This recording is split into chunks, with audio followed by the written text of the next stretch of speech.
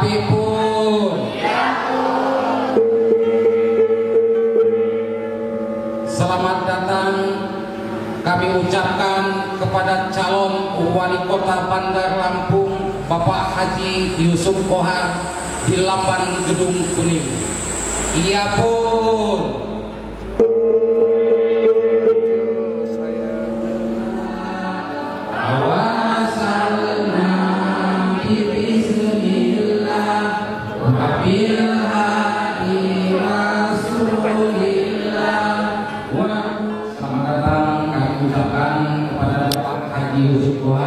Sebagai calon wali kota Bandar Lampung di kediaman kami di Kota Lampung.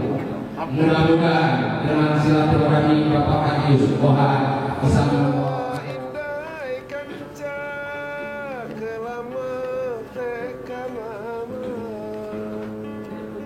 Assalamualaikum warahmatullahi wabarakatuh. Waalaikumsalam warahmatullahi wabarakatuh. Tapi pun, Ya pun, para saudara keluarga besar semua, saya sekarang berhadapan sama orang hebat. Orang hebat, orang pintar, ya, gagah lagi orangnya. Beliau ini calon wali kota Bandar Lampung. Sekarang sehari-hari jabatannya wakil wali kota Bandar Lampung, ya, Pak Yusuf, ya. Ini orangnya, kita mau tanya-tanya, kayak gagah sekali. ya. Sama-sama Menwa dulu kita ya. Sama-sama Menwa dulu, pernah sama-sama di Menwa. Sekarang beliau ini komandan Menwanya Lampung, ya, aktif di kegiatan-kegiatan sosial. Beliau ini aktif sekali. Ya, gimana kabar, sehat dong? Sehat, Pak. Ya, mantep kali gitu ya. Ya. Saya senang terus, bergembira terus, tenang terus, gembira terus ya. Persiapan jadi wali kota sudah siap? Sudah siap, 100%. 100%. Lebih lah dikit. Karena harus yakin. Yakin. Ini calon top, ya, calon top. Sudah sampai di mana ya kalau kita nanti Kiai ini jadi wali kota? Kalau kita lihat-lihat bagaimana sih pertumbuhan kita di Bandar Lampung ini, ekonomi lah gitu. Gimana ceritanya? Kalau ekonomi kita perlu ada perbaikan. Ini.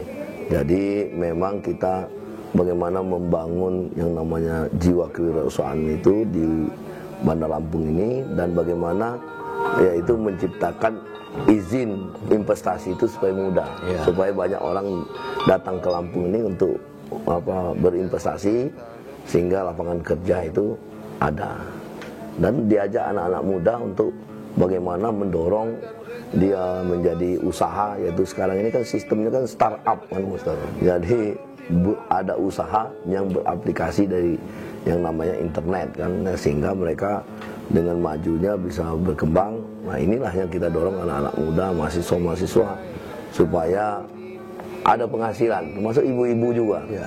Ibu-ibu juga daripada di rumah kan kita harus latih. Kalau misalnya masak, mungkin tulang usus, mungkin tapis, mungkin kerajinan, mungkin tanam tumbuh dan sebagainya. Tadi anak muda, Ya. Anak muda perlu dikasih lapangan kerja. Ya. Emang sekarang lapangan kerja bagaimana keadaan? Ya, kalau lapangan kerja kita kan perlu perbaikan. Perbaikan juga. Perizinan kita di Bandar Lampung ini perlu ada perubahan, Pak. Karena terlalu mahal dan berbelit-belit. Nah, mestinya memang satu atap. Sekarang kan tidak satu atap lagi, ada mall pelayanan publik. Jadi mall pelayanan publik itu semua perizinan di mall pelayanan publik itu dengan cepat dan secara online. Jadi tidak manual lagi kita, Pak. Udah tinggal zaman lah ya. Sudah yang namanya Jadi beliau ini ke depan harus pakai teknologi. Sudah mulai teknologi. Anak-anak muda, ini beliau udah bilang itu, untuk anak muda ke depan teknologi harus dimainkan. Kalau kita kira-kira ada kata-kata prasejahtera, PKH itu gimana itu? Jadi pertama kali kita, kalau seandainya nasib kita jadi wali kota, itu kita harus perbaiki data kependudukan Bandar Lampung ini. Karena Bandar Lampung ini datanya kan belum akurat, karena masih banyak alamat yang sebelum pemekaran wilayah yaitu kelurahan dan kecamatan. Nah ini harus kita perbaiki dulu. Jadi data itu harus akurat. Terus yang kedua, kita perbaiki data PKH dan data Rastra. Karena supaya yang betul-betul mendapatkan haknya untuk PKH itu harus orang PKH. Jadi jangan sampai orang yang berhak tapi tidak dapat. Nah itu kan misalnya kan kuncinya begini aja. Orangnya penghasilannya tidak menentu, rumahnya geribik, harus dapat ya, kan itu aja kuncinya kan. Ditolong lah itu. Ditolong manusiawi itu. Nah, dari program PKH dan Rastra ini kan ada kartu KIS, kartu Indonesia Sehat. Terus kalau anaknya untuk sekolah ada kartu KIP, yaitu kartu Indonesia Pintar. Kalau anaknya kuliah, dia harus dapat bidik misi. Jadi sampai kuliah pun bisa dilayani oleh masyarakat pemerintah. Kalau di situ ada orang tua, ada yang namanya lansia, bantuan lansia. Kalau di situ ada anak orang cacat di keluarga itu, berarti bantuan cacat. Jadi pemerintah pusat itu sudah sangat memperhatikan kepentingan daripada orang miskin. Nah mestinya kita pastikan pemerintah daerah ini untuk program pusat itu berjalan sebagaimana harapan daripada pemerintah pusat. Itu aja kalau menurut saya. Jadi lihat tuh ya, calon wali kota akan memikirkan tentang kesejahteraan. Nah, nanti ditagih nih, kalau nanti jadi wali kota kepilih, wah itu akan diutamakan.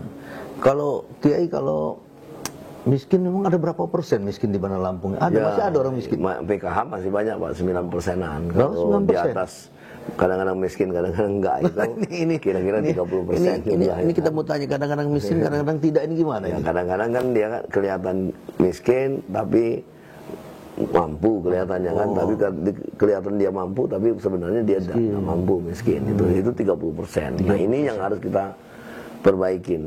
Karena seperti contoh, Pak Herman kan membuat program dengan KTP dan KK kesehatan gratis. Nah, saya tanya berapa biaya yang keluar itu? Ya sekitar 50 sampai 60 M.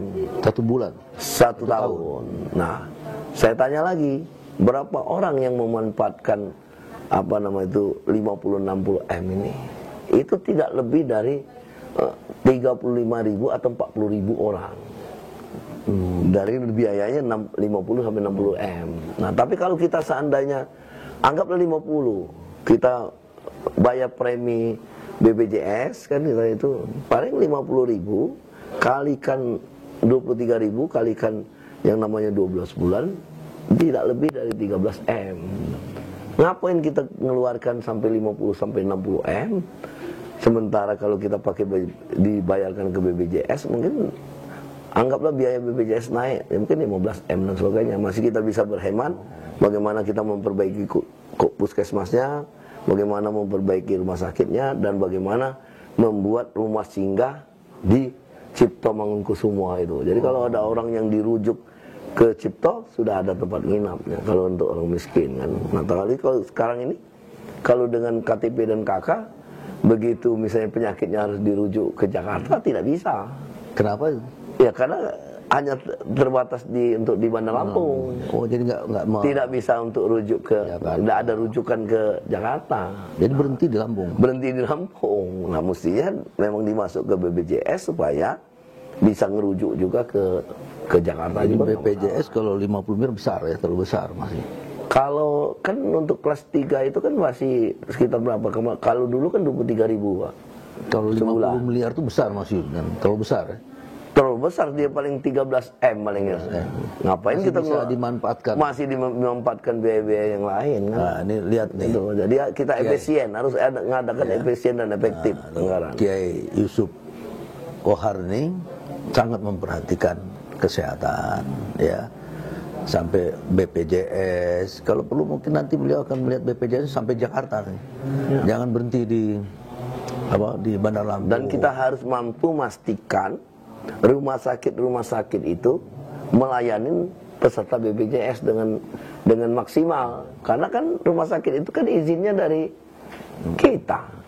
Kalau dia tidak melayani kan bisa kita koreksi kan perizinannya. Ini supaya misalnya ada rumah sakit yang kita peserta BPJS tidak ada kamar kan, nanti obatnya tidak ada. Nah ini kan kita bisa koreksi. Nah itu gunanya kepala daerah tuh gunanya kan di sana. Calon kepala daerah nih akan memperhatikan itu semua.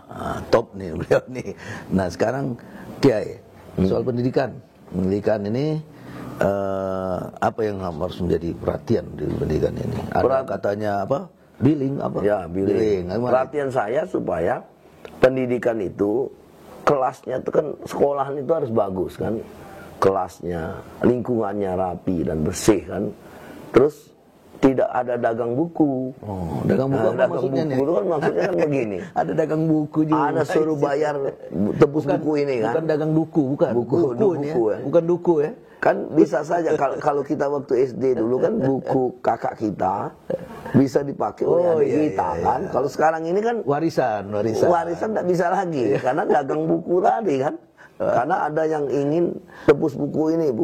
Akhirnya kan tidak sama. Buku ini bukan dagang buku. Padahal buku itu sama saja. Jadi bukan korupsi itu kan? Itu termasuk korupsi.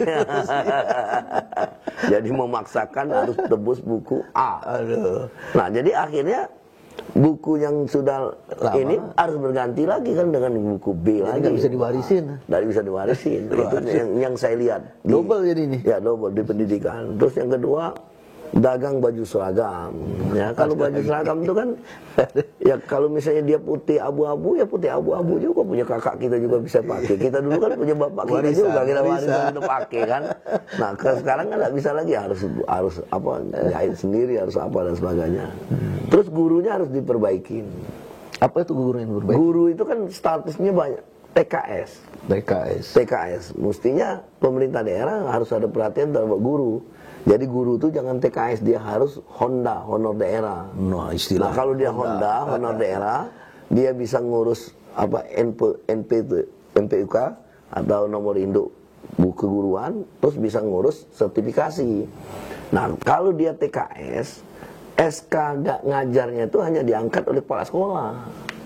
Bukan oleh wali kota atau gubernur. SK-nya ya? SK ngajarnya itu. Jadi dia hanya diangkat oleh ini. Itu gajinya hanya...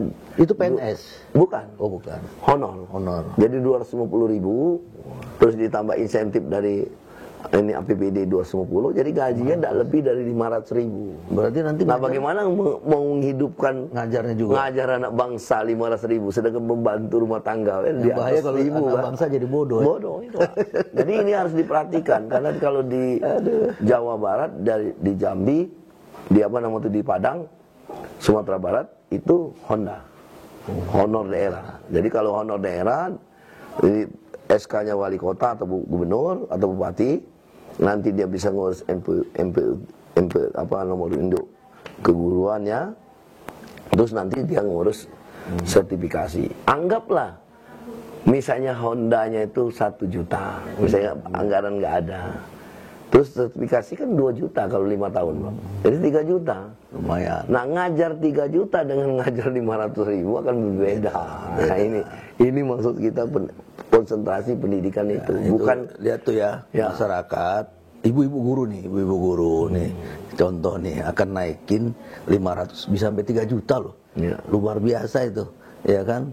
Jadi kalau 500.000 kita lahirin anak bangsa yang bodoh juga. Mudah-mudahan 3 juta.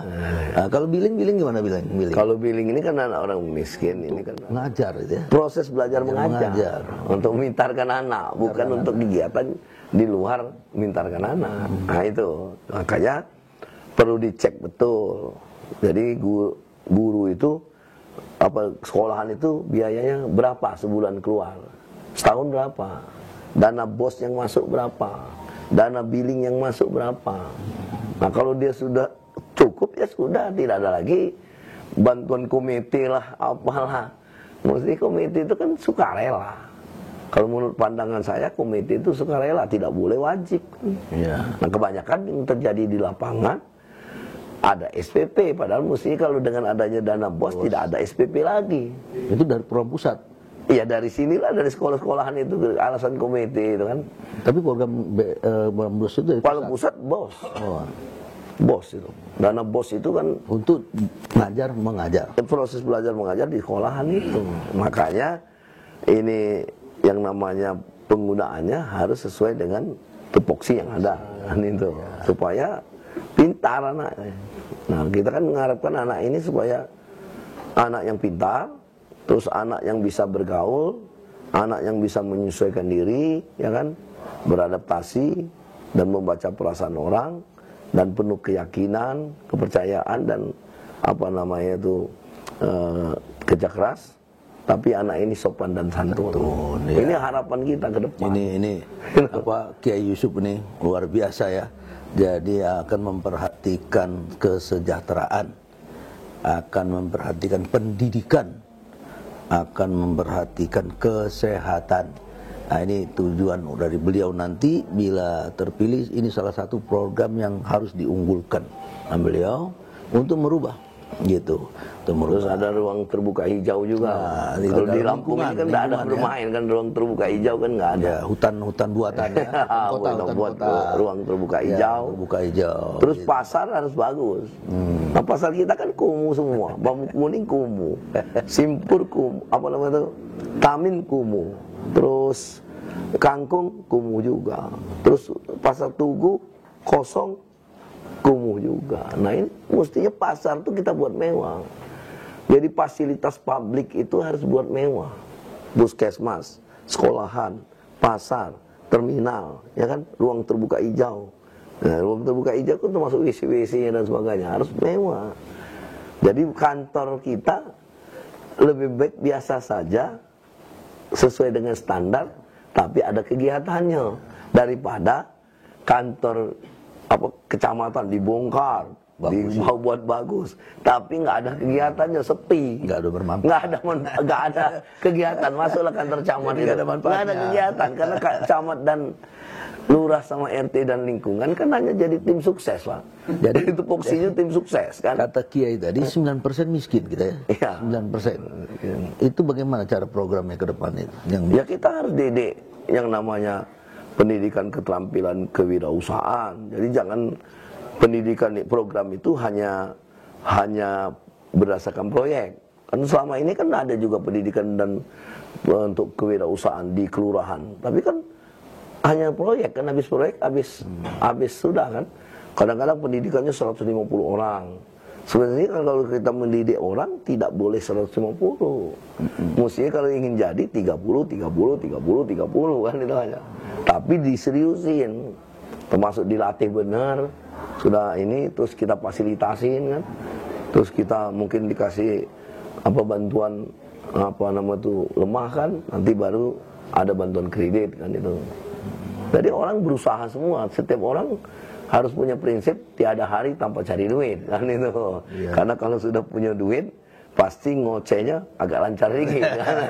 Kalau nggak punya duit nggak bisa ngomong dia udah ngike itu. Nah, sekarang milenial gimana milenial? Ya kalau milenial memang kita harus mendidik milenial, kita harus punya kepercayaan diri, karena Jokowi kan sudah membangun yang namanya jaringan internet ini dengan pala paling baratnya, pala paling tengah dan timur dengan serat optiknya. Sekarang ini kecepatannya mencapai 30 Mbps. Nah, makanya sekarang banyak anak-anak muda termasuk Menteri Pendidikan kan mendirikan Gojek, startup Gojek kan, yang sekarang sudah mencapai dekakon. Jadi bukan unicorn lagi dia. Dia sudah 10.000, bukan 10.000 US dollar ini miliar tadi kan. Sudah 100 ribuan dekakon. Nah itu kalau yang namanya di atas itu ya Facebook ya kan, terus yang namanya Instagram atau apa ya. Nah itu yang di atas dunia kan. Nah, kita cukup bagus, anak bangsa kita seperti Gojek, Bukalapak, nah, itu sudah mencapai unicorn semua deh.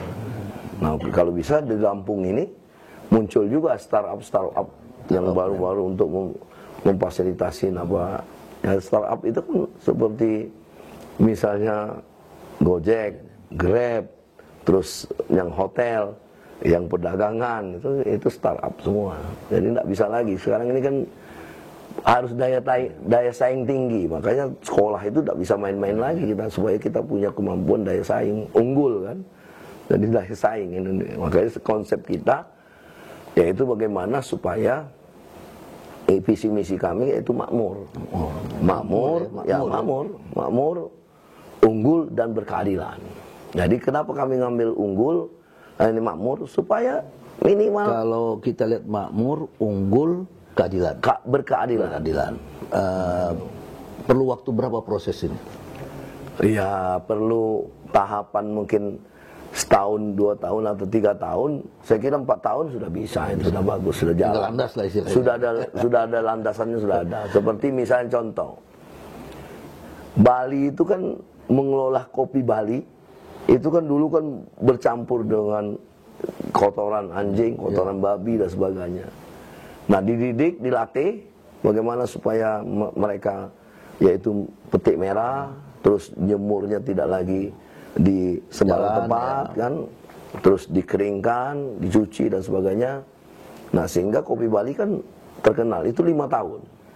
Proses untuk merubah orang tadi yang tadinya sembarangan mengolah kopi menjadi dia memang menganggap kopi itu adalah emas, itu 5 tahun. 5 tahun. Bali itu sukses dia. Berarti tadi keadilan, apa ini? Berkeadilan itu maksudnya supaya kebutuhan dasar manusia itu terpenuhi. Kan itu kan asasi ya. Kalau unggul harus kita punya daya saing itu aja. Kalau makmur ya harus bisa mampu menciptakan lapangan kerja dan mampu membuat usaha-usaha baru itu aja. Nah, sekarang terakhir nih, apa pesan beliau ini kepada masyarakat Bandar Lampung dalam rangka sekarang ini lagi pencalonan sampai nanti Desember. Ya, kira-kira apa nih Kiai yang disampaikan sama masyarakat? Jadi kami menghimbau kepada masyarakat jangan takut dengan ancaman camat, lurah, RT dan lingkungan, karena sosialisasi itu hukumnya wajib. Mau ngasih apa saja, mau ngasih kambing, mau ngasih motor, kalau mampu boleh sekarang ini. Tapi sampai tanggal 23 September 2020. Karena setelah ditetapkan jadi calon, nah aturan KPU yang berlaku. Jadi yang bisa dibagikan hanya yang namanya alat hand sanitizer, alat COVID tadi, hand sanitizer, mungkin sabun dan sebagainya, mungkin baju, jilbab, baju kaos, jilbab, mungkin kain sarung, mungkin payung, ya kan? Itu yang bisa dibagikan sesuai dengan. Masih ada juga yang bisa dibagikan, bukan money politik itu kan, masih ada oleh-oleh. Nggak usah takut-takut. Iya, nggak usah takut-takut. Nah, seperti kami bagikan minyak goreng, ya kalau kami salah, kami bisa di backlist, tidak bisa mencalonkan diri menjadi wali kota, karena akan di backlist oleh Bawaslu, akan di backlist oleh yang namanya KPU. Terus bisa ditangkap polisi juga. Itu aja, polisi akan nangkap kita kalau kita melanggar aturan. Nah itu kan nyatanya polisi enggak nangkap. Nah, itu, tapi ditakut-takutin kan, supaya jangan nerima sembako nanti kurungan sekian. Padahal edaran yang dibuat di jalan-jalan itu mestinya itu edaran itu berlaku setelah tanggal 23 September 2020. Kalau sekarang belum, bebas-bebas aja. Masih sosial. Ya kalau misalnya kita pilihlah pemimpin yang pintar dan benar. Jadi kita tidak juga minta pilih kita kan, tinggal tergantung masyarakat. Kalau seandainya kita pantas untuk jadi wali kota, pilih. Kalau tidak pantas, jangan dipilih. Itu aja. Jadi kita mendidik masyarakat itu supaya memang mengerti politik. Pembangunan politik itu harus jalan di Lampung. Jangan jadi jatuh.